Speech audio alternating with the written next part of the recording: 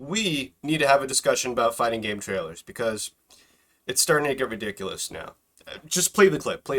Oh yeah! Let's go! The fire in my heart is burning! Maximum fun! No way! Alright, it's early in the morning. I got my morning coffee right here, as well as my morning Snuggie, nice and comfortable. Welcome to the Morning Talk. I'm Luminos, and I love to talk about fighting games and have discussions about them that I think the community needs. If you drop a like or subscribe, that'd be nice, but I'm really here for the comments. I really like to have discussion about fighting games, so feel free to drop comments as much as you want. Now, fighting game trailers. I'm going to be completely honest with you, I've been disappointed for the past couple of months. And I'll get to my reasons. The first one I want to break down is sort of the language of what video game trailers are. A fighting game trailer should help me make an informed buying decision. It should showcase different aspects about your game and a full package. I think a good trailer is like a recipe. If you're missing one ingredient, it could ruin the whole dish. And I'll be completely honest here, I think the best example of a fighting game trailer in recent memory would be the Project L video. That to me was a trailer, because at least I understand what the developer's intentions are, how the game looks, and at least a little bit of insight as to how it plays. Now on the other side of this coin, there's something I like to call trailers that are actually just teasers. To me, a teaser is something that is very quick and really just exists to hype the game up. A good example of a teaser would be these recent DNF Duel character announcements. They're around 45 seconds to a minute long, and they just showcase a couple of the characters' moves, the super, and that's it. And what I'm about to say, I'm really just speaking for myself, but personally, I feel like it's almost a waste of time if you're releasing only teasers and no trailers. What DNF Duel is doing right now is giving content creators just, that quick and easy reaction video.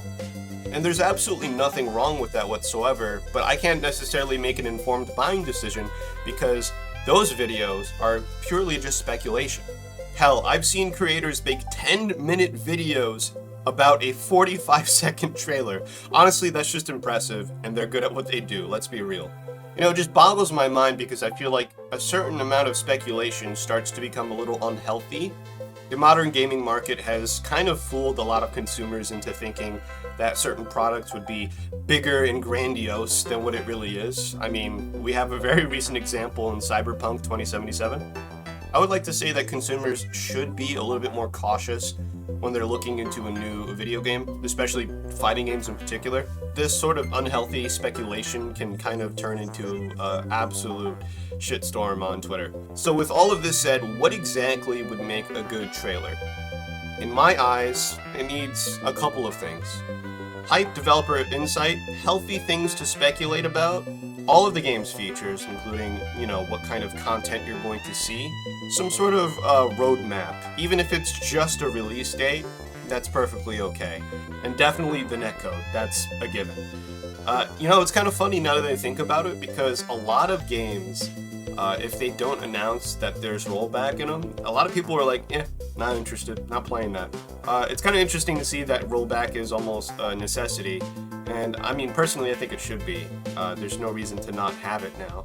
And now that the online space has sort of dominated, fighting game culture, I think it's important to note that a lot of these games need good netcode in order to live past, 2 weeks, The kingdom of Rollbackia is ever growing, and if you're not a part of that kingdom, then you're not getting played. And on the flip side of that coin, if a game gets rolled back, it doesn't necessarily mean that you automatically have to buy it to support rollback.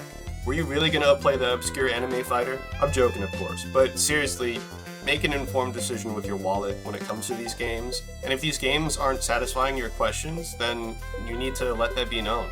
I feel like a lot of frustration would be fixed if there was just community managers for almost every game that we could go to and ask and get, feedback straight from the devs. I think that would be ideal. But those are just my quick thoughts. Let me know what you think down in the comments below, and as always, have a good morning.